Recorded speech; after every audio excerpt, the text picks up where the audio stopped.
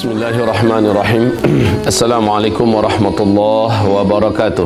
Waalaikumsalam warahmatullahi wabarakatuh. Innal hamdalillahi wa syukralah, la haula wala quwata illa billah.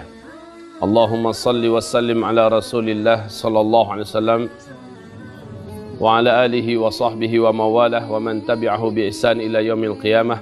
Allahumma la sahla illa ma ja'altahu sahla wa anta taj'alul hazana idza syi'ta sahla. Amma ba'du. Segala pujian dan syukur kita pada Allah Subhanahu wa taala. Dengan segala ujian yang sedang Allah timpakan kepada kita pada hari ini, kita masih tetap diberi oleh Allah Subhanahu wa taala rahmat untuk menjalani Ramadan dan berpuasa di siangnya, qiyam di malamnya, memperbanyak qiraatul Quran, memperbanyak zikir, berkumpul bersama keluarga dan bertaqarrub kepada Allah secara maksimal. Maka kita ucapkan alhamdulillah bi ni'matihi tatimmus salihah. Kemudian salawat dan salam kita untuk Rasulullah sallallahu alaihi wasallam dan seluruh keluarganya, seluruh sahabat-sahabatnya dan siapapun yang mengikutinya dengan ihsan sampai hari kiamat.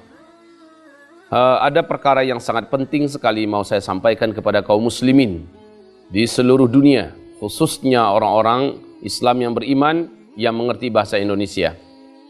Yang pertama tentang gonjang-ganjing hantaman meteor di pertengahan Ramadan pada hari Jumat yang bertepatan dengan tanggal 15 untuk 1441 Hijriah ini, pas pertengahan Ramadan. Bahwa hantaman meteor itu akan menimbulkan dukhan. Sesungguhnya kejadian itu dengan izin Allah Subhanahu wa taala, saya meyakini tidak sekarang. Yang pertama, hadis itu adalah hadis yang dhaif jiddan, sangat lemah, dan juga menurut Ibnul Jauzi hadisnya adalah hadis palsu. Maka tidak pantas dan tidak boleh kita membangun akidah kita di atas dalil yang tidak jelas atau dalil yang dhaif. Syarat untuk mengambil keyakinan dan membina akidah itu adalah hadisnya wajib di atas sahih. Hadis sahih, hadis mutawatir. Dan apalagi kalau seandainya dalilnya jelas dari Al-Quran, maka sudah tidak ada yang perlu dikeragui lagi. Itu yang pertama. Yang kedua, syarat-syarat terjadinya hantaman besar. Yauma nabtishul arda, yauma nabtishu batsyatal kubra. Pada hari kami hantam bumi ini dengan hantaman yang sangat besar. Itu bukan sekarang. Kenapa bukan sekarang? Karena ada beberapa syarat yang harus mendahuluinya. Ya, saya maksudkan syarat ini adalah beberapa kejadian yang terlebih dahulu harus mendahuluinya. Apa yang mendahuluinya? Pertama, dan ini penting sekali ya. Pertama, terjadi terlebih dahulu di mana uang yang dipakai di muka bumi ini bukan lagi uang kertas. Dan sekarang masih uang kertas yang dipakai. Maka berarti masa untuk hantaman besar itu dengan izin Allah dan menurut keyakinan saya bukan di zaman ini. Bukan pada masa ini, bukan besok maksud saya. Terus yang kedua, belum lagi terjadi penaklukan Masjidil Aqsa di Palestina. Karena ini juga adalah syarat di mana Masjidil Aqsa terlebih dahulu harus ditaklukkan. Ya, sementara sekarang Masjidil Aqsa masih dalam keadaan dikuasai oleh bangsa Yahudi yang mendirikan negara Israel di negeri jajahan Palestina. Dan yang ketiga, saudara-saudaraku yang kami muliakan, belum lagi muncul gunung emas dari dalam perut bumi Irak di atas aliran sungai Efrat. Kalau seandainya ini sudah muncul, akan terjadilah perang besar. Karena kata Rasulullah, orang akan berangkat menuju ke sana. Setiap negara akan mengirimkan tentara-tentaranya dan berperang di sana, memperebutkan gunung emas itu. Ya. Nah, dalam kondisi perang, di samping ada perang-perang kecil yang terjadi di berbagai negara, atau perang-perang lokal yang terjadi di seluruh kota-kota di negara-negara, maka ini juga belum wujud. Maka saudaraku yang kami muliakan, ini perkara-perkara besar. Yang pertama tadi, uang kertas masih dipakai. Yang kedua, Baitul Maqdis belum dibebaskan. Dan yang ketiga, gunung emas masih belum muncul dari dalam perut bumi Irak. Dan ditambah lagi yang keempat adalah pemanasan global dalam artian terjadinya kemarau yang super ekstrim dan kelaparan yang merata di seluruh dunia, di mana orang pada akhirnya menjadi brutal dan liar, jahat, itu tidak atau belum lagi pada masa ini. Baru percikan-percikannya baru nampak. Nah, saudara-saudaraku yang kami muliakan, melihat kepada banyak tanda-tanda yang belum terwujud, ya, ditambah dengan, ini yang paling penting juga, ditambah dengan gempa-gempa belum lagi terjadi di Arab Saudi dan kekacauan yang besar di tubuh keluarga kerajaan Arab Saudi memperebutkan kekuasaan juga belum wujud. Maka dengan ini saya berharap kepanikan yang tidak perlu jangan terlalu diekspos, ya. Kepanikan yang juga tidak terlalu penting untuk diperturutkan. Tetapi ajakan kami mempersiapkan diri ini adalah tetap tidak bisa ditawar-tawar. Persiapkan diri, karena setiap persiapan yang kami anjurkan tidak pernah ada ruginya sedikit pun. Kita menganjurkan agar kalau seandainya ada uang, segeralah belikan kepada emas. Sudah beberapa tahun yang lalu saya menganjurkan demikian, dan ini tidak ada ruginya. Toh kapan-kapan kita perlu uang, kita masih bisa untuk menukarkannya. Dan justru emas juga makin lama makin tinggi harganya, dan sebentar lagi lihat, seluruh mata uang di muka bumi akan jatuh sejatuh-jatuhnya. Dan menyesallah orang-orang yang mempunyai simpanan berupa angka-angka digital. Yang kedua, saudara-saudaraku yang kami muliakan, kita masih bisa untuk merasakan hari-hari kita dalam suasana yang boleh dikatakan walaupun sudah dikepung oleh corona, ya, kita masih bisa merasakan di mana suasana kita, alhamdulillah tidak sampai kepada tingkat kelaparan global, di mana itu adalah juga sesuatu yang mesti terlebih dahulu terjadi. Allahu a'lam. Yang jelas persiapan yang kami anjurkan juga, contohnya agar kita memperkuat dan memperbanyak amal soleh kita sebanyak-banyaknya. Dan ini dimaksimalkan khususnya dengan amalan wajib, amalan sunat, dan berhentilah berbuat dosa dan maksiat.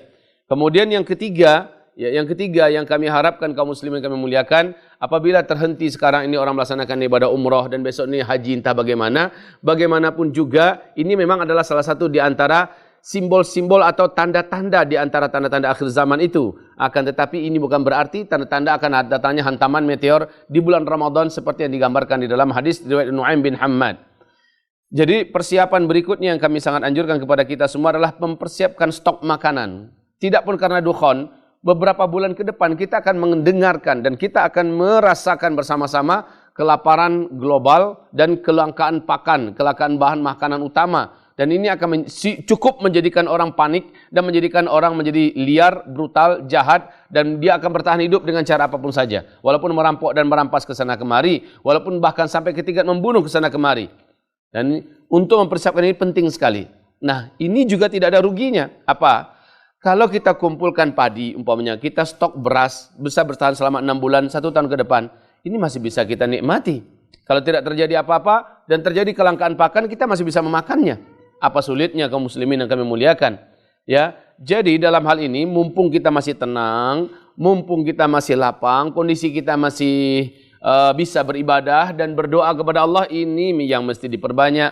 Berdoalah kepada Allah Subhanahu wa taala, maksimalkanlah doanya. Adapun nanti malam apa yang terjadi, serahkan pada Allah. Besok apa yang akan terjadi, serahkan pada Allah Subhanahu wa taala. Janganlah sampai ada yang berhenti kerja, kemudian dia pergi menyembunyikan diri ke dalam tengah hutan. Jangan pula ada yang langsung menjual rumah, kemudian dia bertekad langsung tinggal di bukit-bukit, di gunung-gunung. Ini bukan suatu langkah yang bijaksana. Tidak perlu ketakutan ini diperturutkan, karena sumbernya juga tidak benar. Kemudian juga tanda-tanda yang pasti dari Rasulullah juga tidak ada yang mendahuluinya. Demikian juga belum lagi terbunuh seorang lelaki nafsun zakiyah, ya, lelaki yang mempunyai jiwa yang suci, yang terkenal di tingkat dunia, orang beriman di muka bumi mencintainya, punya jasa yang besar terhadap Islam, ini juga belum terbunuh. Maka saudaraku, banyak hal yang perlu kita pertimbangkan dalam hal ini, tapi yang terpenting memang persiapkan diri dan juga fisikmu. Ini juga saya sangat anjurkan. Fisik kita persiapkan sesehat-sehatnya fisik, seringan-ringannya fisik. Jadikanlah kita memiliki kemampuan bela diri dalam berbagai jenis senjata tangan kosong dan senjata tajam, ya. Karena ke depan adalah hari-hari berat untuk melindungi diri kita, melindungi nyawa kita, melindungi agama kita, melindungi kehormatan keluarga kita. Hari-hari berat, apapun itu bentuknya, persiapkanlah diri. Sebaik-baik persiapan adalah kita mengikuti sunnah Rasulullah SAW. Kita berenang dengan handal, kita memiliki kemampuan bela diri, kita memiliki kemampuan gulat, kita memiliki kemampuan untuk menguasai senjata-senjata manual, samurai, pedang, double stick, dan juga panah dan sebagainya, dan juga kita tangkas dalam berkuda. Maka ini adalah sunnah-sunnah dari Rasulullah SAW. Ini yang paling saya anjurkan. Kemudian, bila kita memang punya harta, stop. Sebaiknya tidak usah lagi dengan harta itu, ya.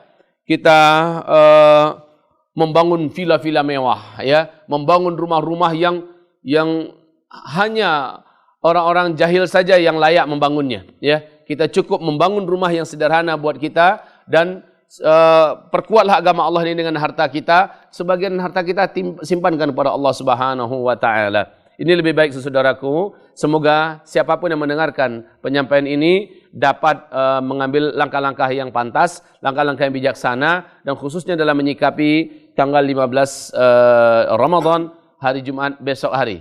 Namun sekali lagi, kalau ada yang ingin merapat, umpamanya saya ingin ada villa saya di atas Bukit Anu, ya sudahlah, pergi saja, niatkan ke sana untuk memperbanyak ibadah satu malam ini, kemudian juga merubah-rubah, ganti-ganti suasana. Dan kalau seandainya memang ada kumpulan-kumpulan yang baik, silakan merapat ke sana, tetapi tidak dengan keyakinan bahwa besok terjadi hantaman meteor yang menimbulkan dukhon. Insyaallah tidak.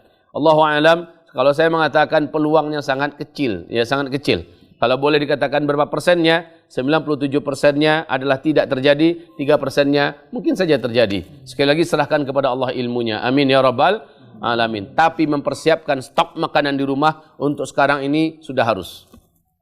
Dan hal ini jangan sampai ditunda-tunda. Sebab setelah ini kita memang akan menghadapi hari-hari di mana bumi mengalami kesulitan untuk mendapatkan makanan pokok karena kasus corona ini. Ya, jadi demikian saja yang dapat kami sampaikan di pagi hari ini untuk seluruh kaum muslimin. Ini adalah hari Kamis, tanggal 14 Ramadan ya, 14 Ramadan bertepatan dengan berapa Mei sekarang? 7 Mei. Ya, bertepatan dengan tanggal 7 Mei.